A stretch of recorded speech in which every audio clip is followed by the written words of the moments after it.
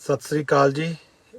ਸਾਰਿਆਂ ਨੂੰ ਜਿਹੜੇ ਵੀ ਇਹ ਲਾਈਵ ਨੂੰ ਦੇਖਣਗੇ ਬਾਅਦ ਦੇ ਵਿੱਚ ਸੁਣਨਗੇ, ਸੋ ਸਾਰਿਆਂ ਨੂੰ ਸਤਿ ਸ੍ਰੀ ਅਕਾਲ। ਦਰਅਸਲ ਮੈਂ ਆਪਣੀ ਵਾਲ ਤੋਂ ਲਾਈਵ ਬਹੁਤ ਘੱਟ ਹੁੰਦਾ ਗਾ, ਪਰ ਇਹ ਮਸਲਾ ਹੀ ਇਹੋ ਜਿਹਾ ਕਿ ਜਿਹਦੇ ਸੰਦਰਭ ਦੇ ਵਿੱਚ ਲਾਈਵ ਹੋਣਾ ਪਿਆ, ਕਿਉਂਕਿ ਹਾਲਾਂਕਿ ਪਿਛਲੇ 3-4 ਮਹੀਨਿਆਂ ਤੋਂ ਜਿਹੜੇ ਹੈਗੇ ਕਿ ਕਾਲਸ ਵਗੈਰਾ ਸਾਡੇ ਭੈਣ ਭਰਾਵਾਂ ਦੀਆਂ ਇੰਡੀਆ ਤੋਂ ਆ ਰਹੀਆਂ ਨੇ, ਤੇ ਪਰ ਪਿਛਲੇ 10-15 ਦਿਨਾਂ ਦੀਆਂ ਕਾਲਸ ਵਗੈਰਾ, ਮੈਸੇਜ ਵਗੈਰਾ, ਗਾਂਹ ਦੀ ਗਾਂਹ ਰਿਸ਼ਤੇਦਾਰਾਂ, ਦੋਸਤਾਂ, ਮਿੱਤਰਾਂ ਦੇ ਜਿਹੜੇ ਸੁਨੇਹੇ ਆ ਉਹ ਹੋਰ ਵੀ ਵਧੇਰੇ ਰੂਪ ਦੇ ਵਿੱਚ ਵਧੇ ਆ। ਇਹ ਵੀਡੀਓ ਬੇਨਤੀ ਹੈ ਵੀ ਇਹ ਸ਼ੇਅਰ ਜ਼ਰੂਰ ਕਰ ਦਿਓ, ਕਿਉਂਕਿ ਜਿਹੜੇ ਇਸ ਮੌਕੇ ਨਿਊਜ਼ੀਲੈਂਡ 'ਚ 25-25, 30-30 ਲੱਖ ਰੁਪਈਆ ਲਾ ਕੇ ਆ ਰਹੇ ਆ, ਉਹਨਾਂ ਜਿਹੜੇ ਪੰਜਾਬ ਦੇ ਵਿੱਚ ਬੈਠੇ ਆ ਉਹਨਾਂ ਵਾਸਤੇ ਸੁਨੇਹਾ, ਉਹਨਾਂ ਵਾਸਤੇ ਇੱਥੋਂ ਦੇ ਜਿਹੜੇ ਹਾਲਾਤ ਨੇ ਉਹਨਾਂ ਦੀ ਤਸਵੀਰਕਾਰੀ ਹੈ। ਇਹ ਉਹਨਾਂ ਭੈਣ ਭਰਾਵਾਂ ਦੇ ਲਈ ਬਹੁਤ ਫਾਇਦੇਮੰਦ ਹੋ ਜਿਹੜੇ ਆਪਣੀ ਜ਼ਿੰਦਗੀ ਭਰ ਦਾ ਸਰਮਾਇਆ ਲਾ ਕੇ ਨਿਊਜ਼ੀਲੈਂਡ ਦੇ ਵਿੱਚ ਸੁਨਹਿਰੀ ਭਵਿੱਖ ਤਲਾਸ਼ ਰਹੇ ਆ, ਕਿਉਂਕਿ ਕੱਲੀ ਕਾਲ ਦਾ, ਕੱਲੇ ਮੈਸੇਜ ਦਾ, ਕੱਲੇ ਸੁਨੇਹੇ ਦਾ ਜਵਾਬ ਦੇਣਾ ਔਖਾ ਗਾ, ਕਿਉਂਕਿ ਆਪਾਂ ਵੀ ਇੱਥੇ ਕੰਮਕਾਰ ਕਰਦੇ ਹਾਂ ਤੇ ਉਹਦੇ 'ਚ ਇਹ ਦਿੱਕਤ ਬਣ ਜਾਂਦੀ ਹੈ। ਕਈ ਵਾਰੀ ਕਈਆਂ ਦਾ ਰੋਸਾ ਵੀ ਹੋ ਜਾਂਦਾ ਹੈ ਕਿ ਬਾਈ ਹੋਰਾਂ ਨੇ ਜਵਾਬ ਨਹੀਂ ਦਿੱਤਾ, ਕਿ ਕਾਲ ਨਹੀਂ ਚੱਕੀ ਜਾਂ ਕਿਵੇਂ ਵੀ। ਚਲੋ ਮੇਰੀ ਕੋਸ਼ਿਸ਼ ਹੁੰਦੀ ਹੈ ਜੇ ਕਿਸੇ ਦੀ ਕਾਲ ਆ ਜੇ ਤਾਂ ਮੈਂ ਵਾਪਸ ਉਹਨਾਂ ਨੂੰ ਕਾਲ ਜ਼ਰੂਰ ਕਰ ਦਾਂਗਾ, ਦੂਏ ਦਿਨ ਕਰਾਂ ਜਾਂ ਜਦੋਂ ਵੀ ਮੈਨੂੰ ਟਾਈਮ ਲੱਗੇ। ਪਰ ਇਹ ਵੀ ਇਹਦੇ ਰਾਹੀਂ ਸਾਰੀ ਗੱਲਬਾਤ ਮੈਂ ਜਿਹੜੀ ਸਪਸ਼ਟ ਕਰ ਦਿੰਦੀ ਹਾਂ। ਨਿਊਜ਼ੀਲੈਂਡ ਦੇ ਵਿੱਚ ਵਰਕ ਪਰਮਿਟ ਕਿਉਂ ਜਿਹੜੇ ਹੈਗੇ ਕਿ ਲਾਉਣੇ ਸ਼ੁਰੂ ਹੋਏ, ਇਹਦਾ ਕੀ ਕਾਰਨ ਹੈ? ਕਿਉਂਕਿ ਆਪਾਂ ਨੂੰ ਸਾਰਿਆਂ ਨੂੰ ਪਤਾ ਹੈ ਕਿ ਕੋਵਿਡ ਆ ਗਿਆ ਸੀ, ਬਾਰਡਰ ਬੰਦ ਸੀ, ਲਗਾਤਾਰ ਬੰਦੇ ਨਹੀਂ ਸੀ ਆ ਰਹੇ, ਜਿਹਦੇ ਕਰਕੇ ਕੰਮਾਂ-ਕਾਰਾਂ, ਕਾਰੋਬਾਰਾਂ ਉੱਤੇ ਪ੍ਰਭਾਵ ਸੀ। 2023 ਇਲੈਕਸ਼ਨ ਈਅਰ ਆ ਸਾਲ ਦੇ ਵਿੱਚ ਨਿਊਜ਼ੀਲੈਂਡ ਦੇ ਜਿਹੜੇ ਇਲੈਕਸ਼ਨ ਹੋਣੇ ਆ, ਜਿਹਦੇ ਕਰਕੇ ਸਰਕਾਰ ਤੇ ਹੋਰ ਵੀ ਦਬਾਅ ਸੀ, ਕਿਉਂਕਿ ਜਿਹੜੇ ਕਹਿ ਸਕਦੇ ਕਿ ਬਿਜ਼ਨਸਮੈਨ ਕਮਿਊਨਿਟੀਆਂ ਨੇ ਉਹ ਲਗਾਤਾਰ ਦਬਾਅ ਪਾ ਰਹੀਆਂ ਵੀ ਸਾਡੇ ਕਾਰੋਬਾਰ ਨਹੀਂ ਚੱਲ ਰਹੇ।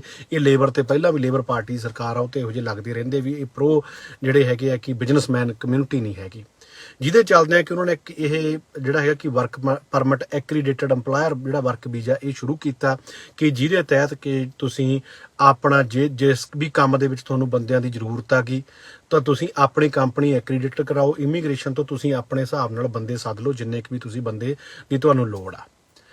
ਇਸੇ ਤਰੀਕੇ ਨਾਲ ਲੋਕਾਂ ਨੇ ਕੰਪਨੀਆਂ ਐਕਰੀਡਿਟਡ ਕਰਵਾਉਣੀਆਂ ਸ਼ੁਰੂ ਕੀਤੀਆਂ। ਕਈਆਂ ਦੇ ਕੰਮ ਚੱਲਦੇ ਸੀ, ਕਈਆਂ ਨੂੰ ਜੈਨੂਅਲੀ ਬੰਦਿਆਂ ਦੀ ਲੋੜ ਸੀ, ਤਾਂ ਉਹਦੇ ਤੇ ਬੰਦੇ ਬਹੁਤ ਛੇਤੀ, ਕਿਸੇ ਦਾ 10 ਦਿਨਾਂ 'ਚ, ਕਿਸੇ ਦਾ 15 ਦਿਨਾਂ 'ਚ ਵੀਜ਼ਾ ਲੱਗ ਗਿਆ। ਜਿਨ੍ਹਾਂ ਨੂੰ ਲੋੜ ਸੀ ਉਹਨਾਂ ਨੇ ਆ ਕੇ ਬੰਦੇ ਐਡਜਸਟ ਹੋ ਗਏ। ਉਹ ਤੋਂ ਬਾਅਦ ਗੋਰਖ ਧੰਦਾ ਜਿਹੜਾ ਹੈ ਕਿ ਨਿਊਜ਼ੀਲੈਂਡ ਦੇ ਵਿੱਚ ਸ਼ੁਰੂ ਹੋਇਆ, ਕਿ ਜਿੱਦਾਂ ਦੀਆਂ ਵੀ ਪੁਰਾਣੀਆਂ ਕੰਪਨੀਆਂ ਸੀ, ਜੋ ਵੀ ਸਾਰਾ ਸਿਲਸਿਲਾ ਸੀ, ਤੇ ਲੋਕਾਂ ਨੇ ਐਕਰੀਡਿਟਡ ਕਰਵਾ ਕੇ ਜਿਹੜੇ ਹੈਗੇ ਆ ਕਿ ਬੰਦੇ ਇੰਡੀਆ ਤੋਂ ਸੱਦਣੇ ਸ਼ੁਰੂ ਕਰਤੇ। ਉੱਥੇ ਏਜੰਟਾਂ ਦੇ ਨਾਲ ਮੱਕੜ ਜਾਲ ਬਣ ਗਿਆ। ਮੱਕੜ ਜਾਲ ਦੇ ਵਿੱਚੋਂ ਜਿਹੜਾ ਕਹਿ ਸਕਦੇ ਆ ਕਿ ਉਹਨਾਂ ਨੇ ਪਹਿਲਾਂ ਸ਼ੁਰੂ ਹੋਇਆ 10 ਲੱਖ ਤੋਂ ਸਿਲਸਿਲਾ ਸ਼ੁਰੂ ਹੋਇਆ, ਤੇ ਹੁਣ ਇਸ ਮੌਕੇ 25-30 ਲੱਖ ਰੁਪਏ ਨੂੰ ਵੀ ਟੱਚ ਕਰ ਰਿਹਾ। ਈਵਨ ਜਿਹੜੇ ਹੈਗੇ ਕਿ ਵਿਜ਼ਟਰ ਵੀਜ਼ੇ ਦੇ ਲਈ ਵੀ ਜਿਹੜੇ ਸਪਾਂਸਰਸ਼ਿਪਾਂ ਲੋਕਾਂ ਨੇ ਉਹ ਪੈਸਿਆਂ ਦੇ ਵਿੱਚ ਵੇਚੀਆਂ। ਕਿਸੇ ਨੇ ਮਤਲਬ ਉਹਦੇ ਵੀ ਵਿਜ਼ਟਰ ਵੀਜ਼ਾ ਲਵਾਉਣ ਦੇ ਵੀ 10-10, 12-12 ਲੱਖ ਰੁਪਏ ਆਏ। ਮੇਰੇ ਕੋਲ ਇਹੋ ਜਿਹੇ ਕੇਸ ਪਏ ਆ ਕਿ ਜਿਹਦੀ ਮੈਂ ਹਾਲਾਤ ਤੁਹਾਨੂੰ ਜੇ ਬਿਆਨ ਕਰਾਂ ਤੇ ਤੁਹਾਡੀਆਂ ਜਿਹੜੇ ਕਿ ਸੁਣ ਰਹਿ ਜਾਓਗੇ। ਹੁਣ ਕੀ ਹੈ ਕਿ ਹੁਣ ਜਦੋਂ ਕੰਪਨੀ ਐਕਰੀਡਿਟਡ ਹੋ ਗਈ ਤਾਂ ਤੁਸੀਂ ਜਿਹੜੇ ਹੈਗੇ 3 ਤੋਂ 5 ਬੰਦੇ ਤੁਸੀਂ ਉਹ ਤੇ 3 ਸੱਦ ਸਕਦੇ ਆ, ਤੇ ਉਹਦੇ ਤਹਿਤ ਬੰਦਿਆਂ ਨੇ ਇੱਥੇ ਸੱਦੇ। ਤੇ ਇੱਕ ਨਿਊਜ਼ੀਲੈਂਡ ਦੇ ਕਾਨੂੰਨ ਦੇ ਵਿੱਚ ਇੱਕ ਜਿਹੜੀ ਕਹਿ ਲੂਪ ਹੋਲ ਜਿਹਨੂੰ ਕਹਿ ਸਕਦੇ, ਇੱਕ ਕਮਜ਼ੋਰੀ ਜਿਹੜੀ ਹੈਗੀ ਹੈ ਕਿ ਉਹ ਸੀਗੀ, ਉਹਦਾ ਫਾਇਦਾ ਜਿਹੜਾ EMPLOYERS ਨੇ ਲਿਆ। ਹਾਲਾਂਕਿ ਇੱਥੋਂ ਦੇ ਜ਼ਿਆਦਾਤਰ ਜਿਹੜੇ ਕਾਨੂੰਨ ਨੇ ਉਹ ਕਾਮਿਆਂ ਪ੍ਰਤੀ ਕਾਨੂੰਨ ਨੇ, ਉਹ ਕਾਮਿਆਂ ਦੇ ਹੱਕ ਦੇ ਵਿੱਚ ਕਾਨੂੰਨ ਨੇ। ਪਰ ਇੱਕ ਜਿਹੜਾ ਕਾਨੂੰਨ ਕੀ ਹੈਗਾ ਕਿ ਜਦੋਂ ਤੁਸੀਂ ਕੋਈ ਬੰਦਾ ਸਾਧਦੇ ਆ, ਉਹਦੇ ਤੇ ਜਿਹੜਾ ਹੈ ਕਿ 3 ਮਹੀਨਿਆਂ ਦਾ ਜਿਹੜਾ ਕਹਿ ਸਕਦੇ ਆ ਕਿ ਉਹਦਾ ਪੀਰੀਅਡ ਹੁੰਦਾ, ਕਿ ਜਦੋਂ ਤੁਸੀਂ ਚੈੱਕ ਕਰ ਸਕਦੇ ਆ ਵੀ ਇਹ ਬੰਦਾ ਸਹੀ ਕੰਮ ਕਰਦਾ ਜਾਂ ਨਹੀਂ ਕੰਮ ਕਰਦਾ। ਉਸ ਚੋਰ ਮੋਰੀ ਦਾ ਜਿਹੜਾ ਹੈਗਾ ਕਿ ਫਾਇਦਾ ਚੱਕਦੇ ਆ ਜਿਹੜੇ ਵੀ ਇੱਥੇ ਜਿਨ੍ਹਾਂ ਨੇ ਬੰਦੇ ਵਰਕ ਪਰਮਿਟ ਤੇ 20-20 ਲੱਖ ਰੁਪਇਆ ਲੈ ਕੇ ਸੱਦੇ, ਤਾਂ ਉਹ ਜਿਹੜੇ ਹੈਗੇ ਕਿ ਉਹ ਬੰਦਿਆਂ ਨੂੰ ਜਵਾਬ ਦੇ ਦਿੰਦੇ ਆ ਕਿ ਇਹ ਬੰਦਾ ਸਾਡੇ ਫਿੱਟ ਨਹੀਂ ਹੈਗਾ, ਤੇ ਉਹਨਾਂ ਨੂੰ ਕਹਿੰਦੇ ਵੀ ਸਾਡਾ ਮਕਸਦ ਸੀ ਤੈਨੂੰ ਨਿਊਜ਼ੀਲੈਂਡ ਲੈ ਕੇ ਆਉਣਾ। ਤੇ ਉੱਥੇ ਵੀ ਇੰਡੀਆ ਦੇ ਵਿੱਚ ਵੀ ਇਹੀ ਗੱਲ ਚੱਲਦੀ ਹੈ ਵੀ ਸਾਡੇ ਬੰਦੇ ਦੇ ਕਿਰਾ ਇੱਕ ਵਾਰੀ ਨਿਊਜ਼ੀਲੈਂਡ 'ਚ ਪੈਰ ਲਵਾ ਦਿਓ, ਬਾਅਦ 'ਚ ਅਸੀਂ ਆਪੇ ਆਪਣੇ ਜੋਗੀ ਥਾਂ ਕਰ ਲਾਂਗੇ। ਇਹ ਕੋਈ ਪੁਰਾਣੇ ਸਮੇਂ ਨਹੀਂ ਹੈਗੇ ਵੀ 1992 ਦਾ 1995 ਦਾ ਸਮਾਂ ਕਿ ਤੁਸੀਂ ਬਾਅਦ ਦੇ ਵਿੱਚ ਇਸ ਤਰੀਕੇ ਨਾਲ ਪੱਕੇ ਹੋ ਜਾਓਗੇ। ਇਹ ਗਲੋਬਲਾਈਜੇਸ਼ਨ ਦੇ ਸਿਖਰ ਦਾ ਜਿਹੜਾ ਦੌਰ ਹੈਗਾ ਕਿ ਜਿਹਦੇ ਵਿੱਚ ਇਦਾਂ ਨਹੀਂ ਹੋਣਾਗਾ। ਤੁਸੀਂ ਆਪਣੀਆਂ ਜ਼ਿੰਦਗੀਆਂ ਦਾਅ ਤੇ ਲਾ ਰਹੇ ਆ। ਫਿਰ ਕੀ ਹੈ ਕਿ ਜਿਨ੍ਹਾਂ ਨੇ ਬੰਦੇ ਇੱਥੇ ਸੱਦ ਲਏ, ਜਿਹੜਾ ਬੰਦਾ ਜਿਹਨੂੰ ਤਾਂ ਜੈਨੂਅਲੀ ਬੰਦਿਆਂ ਦੀ ਲੋੜ ਆ, ਉਹ ਪੇਸ਼ੇਵਰ ਬੰਦਾ ਸੱਦੂਗਾ ਕਿ ਜਿਹੜੇ ਬੰਦੇ ਨੂੰ ਤਕਨੀਕੀ ਤੌਰ ਤੇ ਉੱਤੇ ਉਸ ਕੰਮ ਦੇ ਵਿੱਚ ਮਹਾਰਤ ਆ, ਅੰਗਰੇਜ਼ੀ ਦੇ ਵਿੱਚ ਮਹਾਰਤ ਆ, ਉਹ ਸਹੀ ਜਿਹੜਾ ਹੈਗਾ ਕਿ ਉਹਨੂੰ ਕੰਮ ਆਉਂਦਾ ਹੈਗਾ, ਉਹ ਬੰਦਾ ਉਹ ਸੱਦੂਗਾ ਜਿਹੜਾ ਕਿ ਉਹਦੇ ਲਈ ਵਰਤ ਸਾਬਤ ਹੋਊਗਾ, ਜਿਹੜਾ ਕਿ ਉਹਨੂੰ ਜਿਹੜਾ ਕਹਿ ਸਕਦੇ ਆ ਕਿ ਉਹਨੂੰ 4 ਪੈਸੇ ਬਣਾ ਕੇ ਦਊਗਾ। ਜਿਹਨੇ ਸੋਤੋਂ ਪੈਸੇ ਲੈਣੇ ਆ 20 ਲੱਖ ਰੁਪਈਆ, 25 ਲੱਖ ਰੁਪਈਆ, 18 ਲੱਖ ਰੁਪਈਆ ਜਿਹੜਾ ਬੰਦਾ ਤੁਹਾਡੇ ਤੋਂ ਲੈ ਰਿਹਾ, ਉਹ ਆਪ ਵੀ ਉਹਦਾ ਕੋਈ ਕੰਮ ਨਹੀਂ ਚੱਲਦਾ ਹੈਗਾ, ਉਹਦਾ ਬਿਜ਼ਨਸ ਵੀ ਕਿਸੇ ਸਹੀ ਸਥਿਤੀ ਦੇ ਵਿੱਚ ਨਹੀਂ ਹੈਗਾ ਜਿਹੜਾ ਤੁਹਾਡੇ ਤੋਂ ਪੈਸੇ ਲੈ ਰਿਹਾ। ਉਹ ਫਿਰ ਜਿਹੜਾ ਇਹ ਕਾਨੂੰਨ ਆ, ਕਾਨੂੰਨ ਦੀ ਮੱਦ ਆ ਕਿ ਤੁਸੀਂ 3 ਮਹੀਨਿਆਂ ਦੇ ਵਿੱਚ ਜਿਹੜਾ ਹੈਗਾ ਕਿ ਜਿਹੜਾ ਵੀ ਤੁਸੀਂ ਬੰਦਾ ਸੱਦਿਆ ਉਹਨੂੰ ਰੈਸਟੀਗੇਟ ਕਰ ਸਕਦੇ ਆ, ਉਹਨੂੰ ਤੁਸੀਂ ਕੰਮ ਤੋਂ ਹਟਾ ਸਕਦੇ ਹੋ। ਕੀ ਕਰਦੇ ਆ, ਇੱਥੇ ਆਉਂਦੇ ਆ, ਜਦੋਂ ਬੰਦਾ ਇੱਥੇ ਉਤਰ ਜਾਂਦਾ 5-4 ਦਿਨਾਂ ਦੇ ਵਿੱਚ ਉਹਨੂੰ ਜੀ ਉਹ ਜਿਹੜਾ ਹੈ ਕਿ ਲੈਟਰ ਦੇ ਦਿੰਦੇ ਆ ਵੀ ਭਾਈ ਤੂੰ ਆਪਣਾ ਕਿਤੋਂ ਹੋਰ ਵੀਜ਼ਾ ਲਵਾ ਲਾ, ਸਾਡੇ ਤੋਂ ਫਿੱਟ ਨਹੀਂ ਬੈਠਾ। ਪਰ ਇਹ ਹੈ ਕਿ ਉਹ ਆ ਕਿ ਇੱਕ ਵਾਰੀ ਪੈਸੇ ਬਣਾ ਲੈਂਦੇ ਆ, ਜਿਹਨੇ 25-25 ਲੱਖ ਰੁਪਈਆ ਯਾਨੀ ਕਿ ਲੈ ਕੇ 75 ਲੱਖ ਰੁਪਈਆ ਬੰਦੇ ਨੇ ਬਣਾ ਲਿਆ, $1.5 ਲੱਖ ਬਣਾ ਲਿਆ, ਉਹ ਤੋਂ ਬਾਅਦ ਉਹ ਕਿਸੇ ਆਪਦੀ ਘਰ ਵਾਲੀ ਦੇ ਨਾਂ ਤੇ ਕੰਪਨੀ ਬਣਾ ਲੂਗਾ, ਕੋਈ ਹੋਰ ਕਰ ਲੂਗਾ, ਪਰ ਆਪਣੀ ਕੰਪਨੀ ਜਿਹੜੀ ਹੈਗੀ ਉਹਦੀ ਬਲੈਕ ਲਿਸਟਡ ਜਿਹੜੀ ਹੋ ਜਾਂਦੀ ਆ, ਉਹ ਜਿਹੜਾ ਕਹਿ ਸਕਦੇ ਕਿ ਆਪਣੀ ਕੰਪਨੀ ਤੋਂ ਬਾਅਦ ਦੇ ਵਿੱਚ ਹੋਰ ਬੰਦੇ ਨਹੀਂ ਸੱਦ ਸਕਦਾ। ਸੋ ਦੂਜੀ ਗੱਲ, ਹੁਣ ਜਿਹੜੇ ਭੈਣ ਭਰਾ ਇੱਥੇ ਪਹੁੰਚ ਗਏ, ਸਾਡੇ ਗੁਰੂ ਘਰ ਦੇ ਵਿੱਚ ਰੋਜ਼ ਮੈਂ ਦੇਖਦਾ 40 ਤੋਂ 50 ਬੰਦੇ ਆਉਂਦੇ ਆ ਜਿਹੜੇ ਕਹਿੰਦੇ ਜੀ ਸਾਨੂੰ ਕਿਸੇ ਨਾ ਕਿਸੇ ਤਰੀਕੇ ਨਾਲ ਕੰਮ ਮਿਲ ਜੇ। ਮੈਨੂੰ ਰੋਜ਼ ਕਾਲਾਂ ਆਉਂਦੀਆਂ ਨੇ ਕਿ ਸਾਨੂੰ ਕਿ ਸਾਡੇ ਬੰਦੇ ਨੂੰ ਕੰਮ ਦਵਾ ਦਿਓ, ਇੱਕ ਬੰਦੇ ਨੂੰ 2 ਬੰਦਿਆਂ ਨੂੰ ਆਪਾਂ ਐਡਜਸਟ ਕਰਾ ਸਕਦੇ ਆ, ਇੰਨੇ ਬੰਦਿਆਂ ਨੂੰ ਐਡਜਸਟ ਕਰਨਾ ਬਹੁਤ ਔਖਾ। ਕਿ ਜਿੱਥੇ ਜਿਹੜੇ ਕਹਿ ਸਕਦੇ ਆ ਕਿ ਕੰਮ ਤੇ ਪਹਿਲਾਂ ਕੋਵਿਡ ਦਰਮਿਆਨ ਜਿਹੜਾ ਕੀ ਸੀਗਾ ਕਿ ਕੈਸ਼ ਦੇ ਉੱਤੇ $25 $30 ਜਿਹੜੇ ਘੰਟੇ ਦੇ ਮਿਲਦੇ ਸੀਗੇ, ਹੁਣ $10 $8 ਵੀ ਮਿਲ ਨਹੀਂ ਰਹੇ। ਤੇ ਜਿਵੇਂ ਕਹਿ ਸਕਦੇ ਅਸੀਂ ਇੰਨੇ 8-10 ਸਾਲਾਂ ਤੋਂ ਇਸ ਮੁਲਕ ਦੇ ਵਿੱਚ ਆ, ਮੀਡੀਆ ਦੇ ਵਿੱਚ ਆ, ਲੋਕਾਂ ਜਾਣ ਪਛਾਣ ਆ, ਤੇ ਜਿਵੇਂ 2-4 ਬੰਦਿਆਂ ਨੂੰ ਮੈਂ ਵੀ ਕੰਮ ਦਵਾਇਆ ਤੇ ਮੈਨੂੰ ਪਤਾ ਵੀ ਕਿਸ ਤਰੀਕੇ ਨਾਲ ਕੰਮ ਦਵਾਇਆ, ਕਿੰਨਾ ਔਖਾ ਜਿਹੜਾ ਹੈਗਾ ਕਿ ਇਹ ਉਹਨਾਂ ਨੂੰ ਕੰਮ ਦਵਾਉਣਾ ਜਿਹੜਾ ਹੈਗਾ ਇੱਥੇ ਔਖਾ ਹੋਇਆ ਵਾ।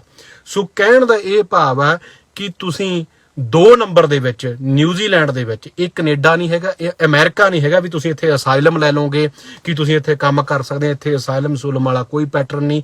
ਇੱਥੇ ਤਾਂ ਪਹਿਲਾਂ 5000 ਸਾਡਾ ਪੰਜਾਬੀ ਜਿਹੜਾ ਹੈ ਕਿ 2 ਨੰਬਰ ਦੇ ਵਿੱਚ ਹੋਇਆ ਬੈਠਾ ਗਾ, ਜਿਹੜੇ ਬਹੁਤ ਮੁਸ਼ਕਲ ਦੇ ਨਾਲ ਜਿਹੜਾ ਕਿ ਟਾਈਮ ਇੱਥੇ ਟਪਾ ਰਹੇ ਆ, ਤੇ ਤੁਸੀਂ ਜਿਹੜਾ ਕਹਿ ਸਕਦੇ ਕਿ ਆ ਕੇ ਇੱਕ ਨਵੇਂ ਵਿਕਟਮ ਬਣ ਰਹੇ ਆ। ਤੁਸੀਂ ਆਪਣੀ ਸਰਮਾਇਆ, ਸਾਰੀ ਜ਼ਿੰਦਗੀ ਭਰ ਦੀ ਕੀਮਤ, ਆਪਣੇ ਮਾਪਿਆਂ ਦੀ ਜਿਹੜੀ ਕਮਾਈ ਕੀਤੀ ਹੋਈ ਆ, ਉਹਨੂੰ ਜਿਹੜੇ ਦਾਅ ਤੇ ਲਾ ਕੇ ਇੱਥੇ ਤੁਸੀਂ ਆ ਰਹੇ ਆ, ਤੇ ਇੱਥੇ ਆ ਕੇ ਤੁਹਾਡਾ ਜਿਹੜਾ ਅੰਪਲਾਇਰ ਆ ਉਹ ਤੁਹਾਨੂੰ ਜਵਾਬ ਦੇ ਦਿੰਦਾ। ਤੁਸੀਂ ਇੱਥੇ ਕੋਈ ਗੁਰੂ ਘਰ ਫਿਰ ਰਹੇ ਆ, ਤੁਸੀਂ ਕਿਤੇ ਇੱਥੇ ਮੰਦਿਰਾਂ 'ਚ ਫਿਰ ਰਹੇ ਆ, ਤੁਸੀਂ ਇੱਥੇ ਦੁਕਾਨਾਂ ਤੇ ਫਿਰ ਰਹੇ ਆ ਵੀ ਸਾਨੂੰ ਕੋਈ ਕੰਮ ਦਵਾ ਦਿਓ। ਕੰਮ ਲੋਕਾਂ ਕੋਲੇ ਆਪ ਨਹੀਂ, ਰਿਸੈਸ਼ਨ ਦਾ ਦੌਰ ਚੱਲ ਰਿਹਾ, ਕੰਮ ਤੁਹਾਨੂੰ ਕੌਣ ਦਊਗਾ?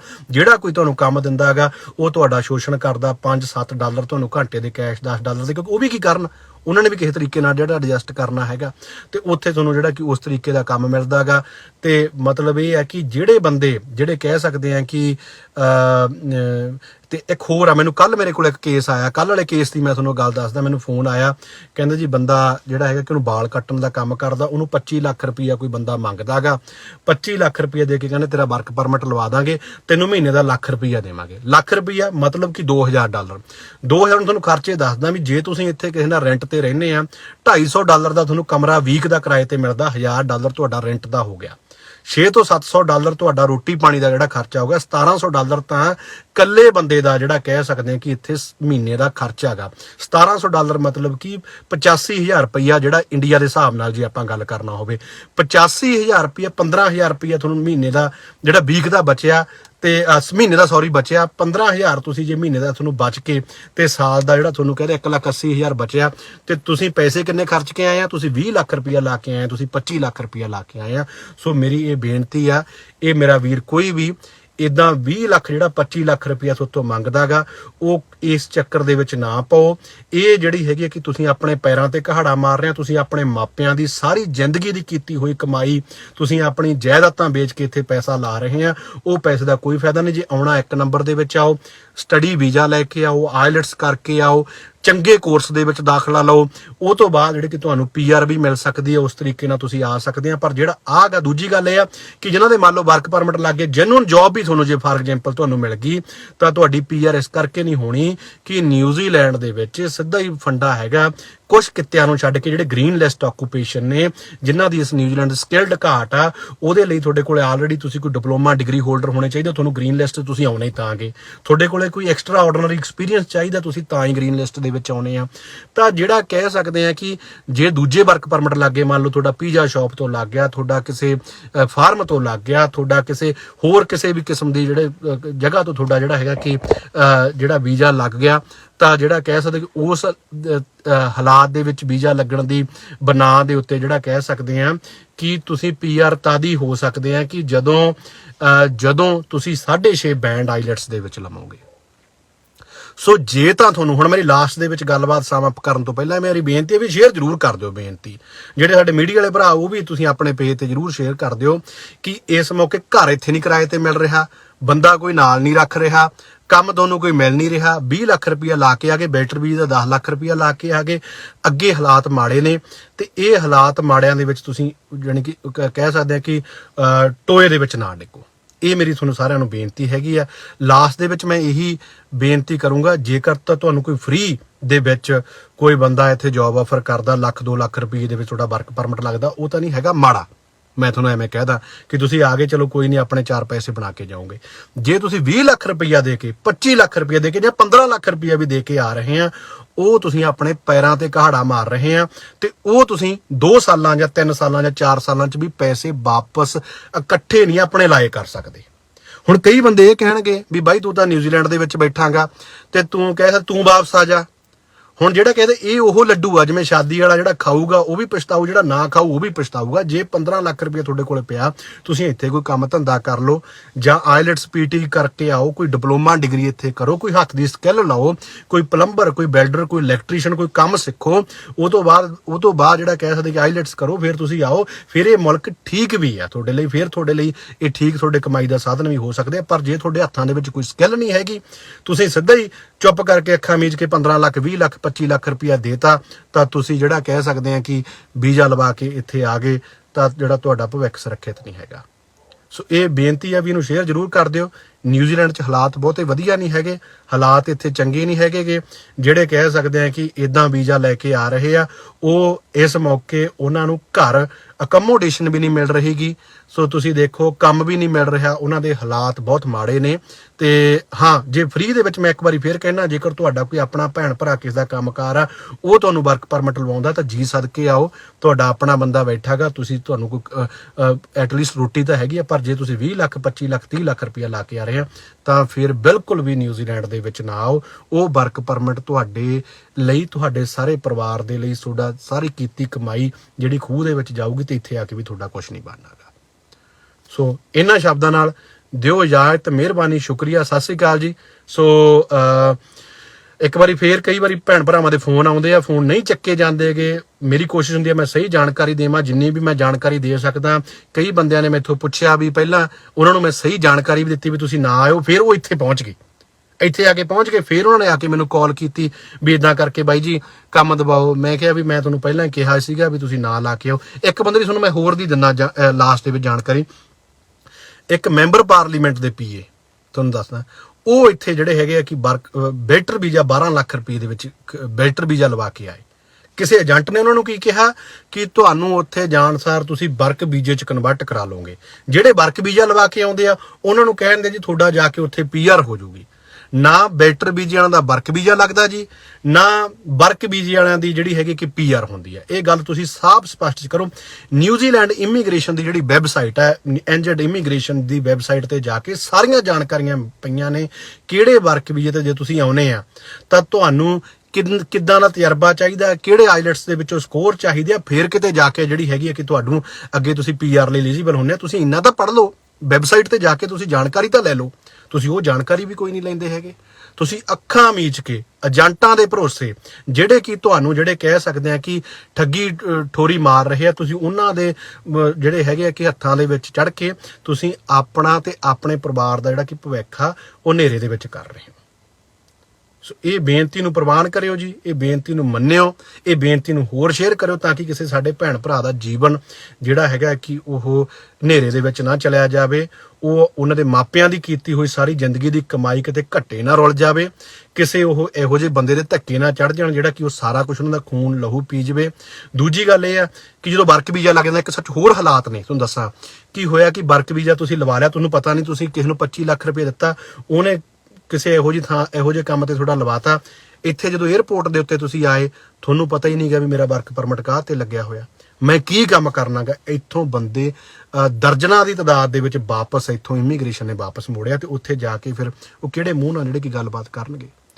ਜੇ ਤੁਸੀਂ ਵਰਕ ਵੀਜ਼ਾ ਲਵਾਉਣਾ ਵੀ ਆ, ਜੇ ਤੁਸੀਂ ਇਸ ਪਾਸੇ ਆ ਵੀ ਗਏ ਤਾਂ ਤੁਸੀਂ ਸਾਰੀ ਜਾਣਕਾਰੀ, ਜਿਹੜਾ ਕਹਿ ਸਕਦੇ ਆ ਕਿ ਸਾਰੀ ਜਾਣਕਾਰੀ ਤੁਹਾਨੂੰ ਉਹਦੀ ਹੋਣੀ ਚਾਹੀਦੀ ਹੈ। ਮੈਂ ਜਾ ਕੇ ਕੰਮ ਕੀ ਕਰਨਾ, ਕਿੱਥੇ ਕੰਮ ਕਰਨਾ, ਕਿਹੜੇ ਸ਼ਹਿਰ ਦੇ ਵਿੱਚ ਮੇਰੀ ਸ਼ਾਪ ਆ, ਮੇਰੇ EMPLOYER ਦਾ ਨਾਂ ਕੀ ਹੈ, ਉਹਦੀ ਕੰਪਨੀ ਦਾ ਨਾਂ ਕੀ ਹੈ, ਇਹ ਤੁਹਾਨੂੰ ਜਾਣਕਾਰੀ ਹੋਣੀ ਚਾਹੀਦੀ ਹੈ। ਇਹ ਬੇਸਿਕ ਜਾਣਕਾਰੀ ਵੀ ਨਹੀਂ ਹੈਗੀ ਗੀ।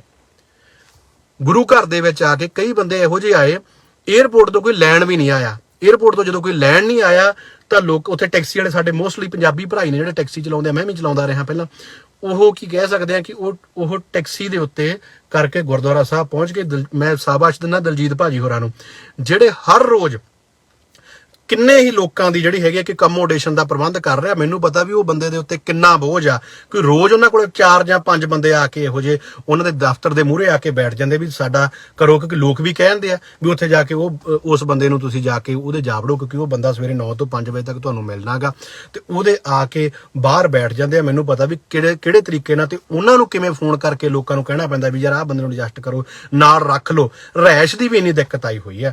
ਇਸ ਮੌਕੇ 2 ਬੈਡਰੂਮ ਘਰ ਦਾ ਰੈਂਟ ਨਿਊਜ਼ ਆਕਲੈਂਡ ਦੇ ਵਿੱਚ, ਸਾਊਥ ਆਕਲੈਂਡ ਦੇ ਵਿੱਚ $650 ਵੀਕ ਦਾ, ਹਫਤੇ ਦਾ ਹੋ ਗਿਆ, $2600 ਮਹੀਨੇ ਦਾ ਕੱਲਾ 2 ਬੈਡਰੂਮ ਘਰ ਦਾ ਰੈਂਟ ਹੋ ਚੁੱਕਿਆ ਇੱਥੇ। ਤੇ ਤੁਸੀਂ ਉਹਦੇ 'ਚ ਕਿਵੇਂ ਅਫੋਰਡ ਕਰੋਗੇ, ਕਿਵੇਂ ਤੁਸੀਂ ਜਿਹੜਾ ਕਿ ਉਹਦੇ 'ਚ ਕਰੋਗੇ? ਇਹ ਬੇਨਤੀ ਆ, 20 ਲੱਖ 25 ਲੱਖ ਵਾਲੀ ਖੇਡ ਨਾ ਖੇਡੋ।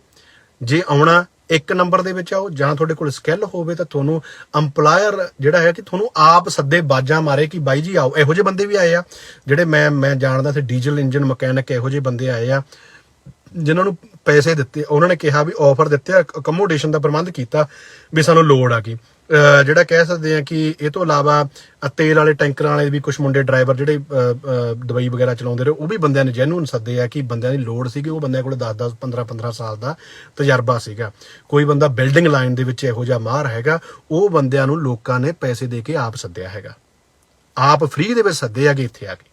ਤੇ ਜਿਹੜਾ ਦੂਜਾ ਆ ਰਿਹਾ, ਇਹ ਹੈਗਾ ਕਿ ਇਹ ਤਾਂ ਜਿਹੜਾ ਕਹਿ ਸਕਦੇ ਆ ਕਿ ਅੱਗੇ ਖੂਹ ਪਿੱਛੇ ਟੋਆ, ਇਹ ਹਾਲਾਤ ਇੱਥੇ ਹੈਗੇ ਆ ਜੀ। ਇਹ ਸੋ ਬਾਕੀ ਜੇ ਕਿਸੇ ਨੇ ਕੋਈ ਹੋਰ ਜਾਣਕਾਰੀ ਲੈਣੀ ਹੋਵੇ, ਹਮੇਸ਼ਾ ਹਾਜ਼ਰ ਹਾਂ। ਤੁਸੀਂ ਇਨਬਾਕਸ ਮੈਸੇਜ ਕਰ ਸਕਦੇ ਆ। ਜਦੋਂ ਤੁਹਾਨੂੰ ਕੋਈ ਜੌਬ ਆਫਰ ਦਿੰਦਾ ਹੈਗਾ, ਜਦੋਂ ਤੁਸੀਂ ਕਿਸੇ ਨਾਲ ਗੱਲਬਾਤ ਕਰਦੇ ਬਿਨਾਂ ਦੱਸੇ, ਕਿਸੇ ਆਪਾਂ ਤੀਜੇ ਬੰਦੇ ਨੇ ਤੁਹਾਨੂੰ ਦੱਸ ਦਾਂਗੇ ਭਾਈ ਵੀ ਕੰਪਨੀ ਜੈਨੂਅਨ ਹੈ, ਬੰਦਾ ਜੈਨੂਅਨ ਹੈ ਕਿ ਨਹੀਂ ਜੈਨੂਅਨ, ਉਹ ਵੀ ਤੁਹਾਨੂੰ ਦੱਸ ਸਕਦੇ ਆ। ਇੱਦਾਂ ਆਪਣੇ ਪੈਸੇ ਨਾ ਖਰਾਬ ਕਰੋ, ਪੈਸੇ ਨਾ ਖਰਾਬ ਕਰੋ। ਇਹ ਮੇਰੀ ਬੇਨਤੀ, ਹੱਥ ਜੋੜ ਕੇ ਬੇਨਤੀ ਆ। ਕੋਈ ਨਿਊਜ਼ੀਲੈਂਡ ਕੋਈ ਇਹੋ ਜਿਹਾ ਨਹੀਂ ਹੈਗਾ ਵੀ ਇੱਥੇ ਆ ਕੇ ਦਰਖਤਾਂ ਨੂੰ ਪੈਸੇ ਲੱਗਦੇ ਆ, ਵੀ ਤੁਸੀਂ ਦਰਖਤਾਂ ਤੋਂ ਪੈਸੇ ਤੋੜ ਲਓਗੇ ਤੇ ਤੁਸੀਂ ਡਾਲਰਾਂ ਦਾ ਮੀਂਹ ਭਰਾ ਦੋਗੇ। ਸਾਡੇ ਕੋਲ 8-8 10-10 ਸਾਲ ਹੋ ਗਏ, ਪਿੰਡ ਚਵਾਰਾ ਨਹੀਂ ਪਾਇਆ ਗਿਆ। ਨਾਲੇ ਸੋਹਣੀਆਂ ਜੌਬਾਂ ਕਰਦੇ ਆ, 4 ਪੈਸੇ ਸੋਹਣੇ ਬਣਾਉਣੇ ਆ, ਕਿਉਂਕਿ ਇੱਥੋਂ ਦੀ ਕਹਿੰਦੇ ਖੱਟੀ ਇੱਥੋਂ ਨੇ ਚੱਟੀ, ਇੱਥੋਂ ਦੇ ਵਿੱਚ ਹੀ ਲੱਗੀ ਜਾਂਦੇ ਆ ਪੈਸੇ ਇੱਥੇ। ਉੱਥੇ ਜਾ ਕੇ ਤੁਸੀਂ ਜੇ 20 ਲੱਖ ਰੁਪਇਆ, ਮੰਨ ਲਓ ਮੈਂ ਤਾਂ ਖੁਸ਼ਕਿਸਮਤ, ਮੈਂ ਆਪਦੇ ਆਪ ਨੂੰ ਸਮਝਦਾ ਕਿ ਮੈਂ ਕੁਝ ਫੜ ਕੇ ਨਹੀਂ ਆਇਆ ਸੀ। ਮੇਰੇ ਬਾਪ ਨੇ ਸਾਰੀ ਜ਼ਿੰਦਗੀ ਦੀ ਕਮਾਈ ਕੀਤੀ, ਪੜ੍ਹਾਈ ਚੰਗੀ, ਐਜੂਕੇਸ਼ਨ ਚੰਗੀ ਪੜ੍ਹਾਈ ਲੈ ਕੇ ਆਏ, ਚੰਗੇ ਵਧੀਆ ਤਰੀਕੇ ਨਾਲ ਇੱਥੇ ਸੈੱਟ ਹੋਏ। $1 ਨਹੀਂ ਮੈਂ ਭੇਜਿਆ ਹਾਲੇ ਤੱਕ, ਜਿਹੜਾ ਕਹਿ ਦਈਏ ਇੱਥੇ ਹੀ ਲੱਗੀ ਜਾਂਦੇ ਆ ਪੈਸੇ। ਐਂ ਵੀ ਨਹੀਂ, ਪੈਸੇ ਵੀ ਨਹੀਂ ਬਣਾਉਂਦੇ, ਐਂ ਵੀ ਨਹੀਂ ਹੈਗਾ ਕੋਈ ਸਾਡਾ ਕੋਈ ਨਜਾਇਜ਼ ਖਰਚਾ ਕਰਦੇ ਆਂਗੇ। ਸੋ ਕਹਿਣ ਦਾ ਭਾਵ ਆ, ਬਹੁਤ ਮਹਿੰਗੇ ਮੁਲਕ ਨੇ, ਬਹੁਤ ਜਿਹੜਾ ਹੈ ਕਿ ਔਖੇ ਪੈਰ ਲੱਗਦੇ ਆ, ਤੇ ਆਪਣਾ ਸੋਚ ਵਿਚਾਰ ਕੇ ਜਿਹੜਾ ਕਿ ਮੇਰਾ ਵੀਰ ਫੈਸਲਾ ਲਓ। ਅੰਗਰੇਜ਼ੀ ਜੇ ਨਹੀਂ ਆਉਂਦੀ, ਕੋਈ ਹੱਥ ਦੇ ਵਿੱਚ ਸਕਿੱਲ ਨਹੀਂ ਹੈਗੀ, ਤਾਂ ਵਰਕ ਪਰਮਿਟ 20-25 ਲੱਖ ਵਾਲਾ ਲੈਣ ਦਾ ਕੋਈ ਫਾਇਦਾ ਨਹੀਂ ਹੈਗਾ। ਸੋ ਇਹ ਬੇਨਤੀਆਂ ਪ੍ਰਵਾਨ ਕਰਿਓ ਜੀ। ਸੋ ਇਹ ਵੀਡੀਓ ਜ਼ਰੂਰ ਸਾਂਝੀ ਕਰ ਦਿਓ, ਇਹ ਤੁਹਾਨੂੰ ਬੇਨਤੀ ਹੈ ਜੀ। ਇਹਨਾਂ ਸ਼ਬਦਾਂ ਨਾਲ ਮਿਹਰਬਾਨੀ, ਸ਼ੁਕਰੀਆ, ਸਤਿ ਸ੍ਰੀ ਅਕਾਲ ਜੀ।